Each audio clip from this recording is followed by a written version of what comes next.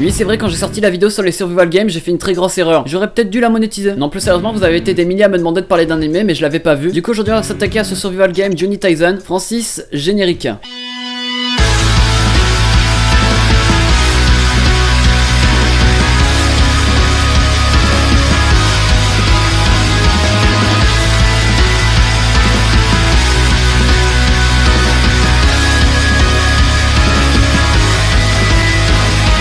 Hey, salut à tous ces gens, c'est Rush Manga. Aujourd'hui on va parler de ce survival game qui est, on va pas se le cacher, plutôt bon. Si t'as aimé la vidéo, tu peux lâcher un petit like, ça me ferait super plaisir comme d'habitude. Pour vous, le personnage le plus fort c'était Saitama, mais du coup n'hésitez pas à me dire quel est le personnage le plus faible pour vous. Il y a une chose que je comprendrais, c'est que vous ayez un petit faible pour moi quoi. Ouais, Johnny Tyson, ça parle de quoi? Ça nous parle de 12 personnes qui vont être réunies dans un lieu. Bien sûr il y a pas de population, il y a personne à part eux. Ces 12 personnes sont en gros les 12 signes astrologiques chinois. Ils vont donc s'affronter en ces lieux pour qu'il n'en reste plus qu'un. Ah non, en fait ça m'a juste fait penser à Koh-Lanta. Bien sûr il y a des règles, ils vont avaler un poison au début de game. Comme ça s'ils essayent de se cacher etc, bah quoi qu'il arrive ils vont mourir. Leur seul objectif en gros c'est de combattre et d'être le dernier survivant. S'ils arrivent, on leur promet l'antidote et n'importe quel souhait. Et peut-être une carte Google Play. Ça c'était pour le résumé bateau de l'anime. Parce que comme tous les autres, il y a un opening. Malgré que ce soit pas très bon, j'ai trouvé le visuel assez original. Parce qu'en fait, je crois que c'est une sorte de 3D, etc. On y va où va se dérouler l'anime et on aperçoit juste les personnages. Du titre Rapture, interprété par Panorama. Il vous fera gagner 2 minutes par épisode parce que vous allez le passer. Gros merci à toi si tu nous regardes. Mais abonne-toi quand même. En soi, le concept n'est pas vraiment original. C'est un Battle Royale normal en fait. C'est même exactement pareil que les jeux qu'il y a en ce moment. Et du coup, j'ai trouvé ça plutôt drôle de regarder un anime avec ce thème. Lui, l'anime date de 2017, mais j'ai eu un peu de retard. Donc oui, c'est pas bien original, mais l'anime est excellent. Dès l'entrée, on aperçoit les personnages, tous ceux qui vont participer au survival game, dont une personne dès le début qu'on nous présente en détail, mais ça je vais revenir un peu plus tard. 12 personnages totalement différents, qui ont chacun leur propre façon de tuer, leur propre façon de combattre, et c'est bien sûr un truc que j'ai accroché dès le début. Les présentations sont brèves et courtes, et des fois même ça tient juste en une seule phrase, mais nous en tant que spectateurs, on comprend, sauf si t'es moins intelligent que la moyenne.